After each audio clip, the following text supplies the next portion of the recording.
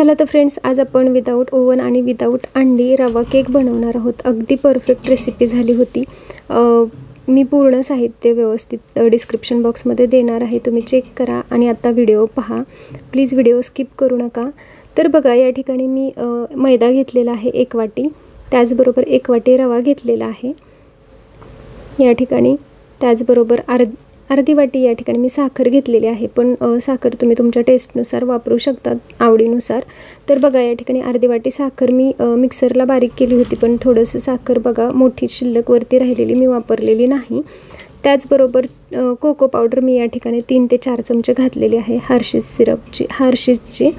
त्याचबरोबर या ठिकाणी बघा, त्याच वाटीने मी अर्धी वाटी या ठिकाणी सूर्यफूल तेल घेतलेलं आहे, तुम्ही या जागेवर तूप देखील वापरू शकता, साजूक तूप।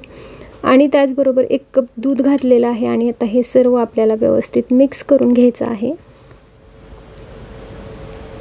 हे सर्व साहित्य आपल्याला व्यवस्थित मिक्स करून घ्यायचं आहे, कुठेही गुठळ्या राहून द्यायच्या नाहीयेत आपल्याला। हे छान व्यवस्थित मिक्स करून घ्यायचं आहे आपल्याला। तर बघा, आता याच्यामध्ये रवा घातलेला आहे, त्याच्यामुळे याच्यामध्ये आणखी दुधाची गरज पडणार आहे, कारण रवा फुगतो। तर बघा, परफेक्ट अगदी 10 मिनिटात होणारी रेसिपी आहे, त्याच्यामुळे तुम्ही पण पटकन बनवू शकता।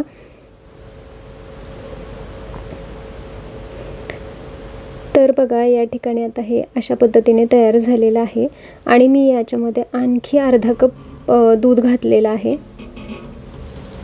तर बघा, आता आपलं हे मिश्रण साईडला ठेवून देऊन आपण त्याच्या एका पातेल्यामध्ये, मोठ्या पातेल्यामध्ये थोडंसं मीठ घालणार आहोत खाली आणि जाळी ठेवून आपण ते झाकण ठेवून प्रीहीट करायला ठेवणार आहे। तोपर्यंत आपण या ठिकाणी केक टिनला मी या ठिकाणी खाली थोडासा मैदा घातलेला आहे, त्याचबरोबर टिश्यू पेपर पूर्ण तेलाने ग्रीस केलेला आहे।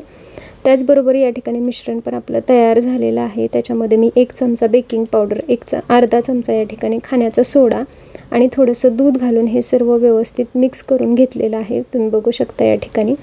आता आपण हे जे मिश्रण आहे ते पटकन आपण आता केक टिनमध्ये घालणार आहोत, सर्व मिश्रण। आणि आता थोडंसं कोको पावडर मी वरून घालणार आहे।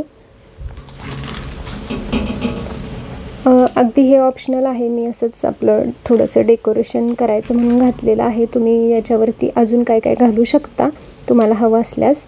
तर बघा, या ठिकाणी आपलं पातेलं पण प्रीहीट झालेलं आहे। आता त्याच्यामध्ये आपण हा केक टिन ठेवायचा आहे आणि ते छान झाकून ठेवायचं आहे व्यवस्थित पद्धतीने आपल्याला। तर बघा, या ठिकाणी 10 मिनिटानंतर मी केक ओपन केल्यानंतर या ठिकाणी बघा, केक पूर्ण छान झाला होता, पण आतून कच्चा होता, तुम्ही बघू शकता। म्हणून मी आणखी 10 मिनिटं तो तसाच ठेवला आणि बघा, आणखी 10 मिनिटानंतर या ठिकाणी बघा, चाकू आपला क्लिअर येतोय, तेव्हा आपला गॅस बंद करायचा आहे। आपला केक तयार झालेला आहे। आता केक खाली घ्यायचा आहे, थोडासा थंड मी होऊन दिलेला नाही, कारण मला अजिबात कंट्रोल होत नव्हतं, मला तो पटकन खायचा होता, म्हणून मी तो लगेचच काढला। केकमधून अक्षरशः वाफा निघत होत्या आणि त्याच्यावरती भरपूर अशी चॉकलेट सिरप घातलं आणि केक कट करून घेतला। मला हा चहासोबत केक खूप जास्त आवडतो। तर बघा, या ठिकाणी तुम्ही बघू शकता केकमधून वाफा निघतायत, पण केक खरंच खूप मस्त झाला होता, घरात पण आमच्या सर्वांना खूप आवडला होता, तुम्ही बघू शकता या ठिकाणी। Thank you for watching.